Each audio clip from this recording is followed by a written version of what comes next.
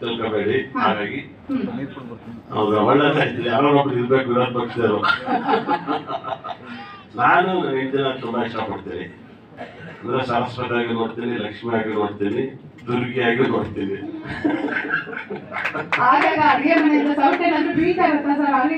ಇಲ್ಲ, ನಾನ್ ಮನೆಯಲ್ಲಿ ಏನು ಮಾತಾಡಲ್ಲ, ಮೌನಾಗಿರ್ತೀನಿ. ನನ್ನ ಹೆಂಡತಿನ ನಾನು ಇವತ್ತರೆಗೂ ಸಖತ್ ಲವ್ ಮಾಡಿ ಮದುವೆ ಆಗಿದ್ದೀನಿ. ಆದ್ರೆ ನಾನೊಬ್ಬ ತುಂಬಾ ಸಂಪಾದನೆ ಮಾಡ್ಬೇಕಂತ ಆಸೆ ಮಾತಾಡ್ತಿಲ್ಲ.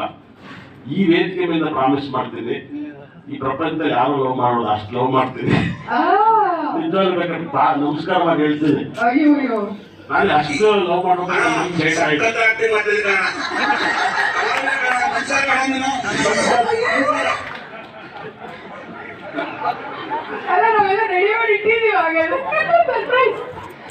ನೆಕ್ಸ್ಟ್ ನೀವು ಆಕ್ಷನ್ ಡೈರೆಕ್ಷನ್ ಎಲ್ಲ ನೀವು ಆನ್ ಸ್ಕ್ರೀನ್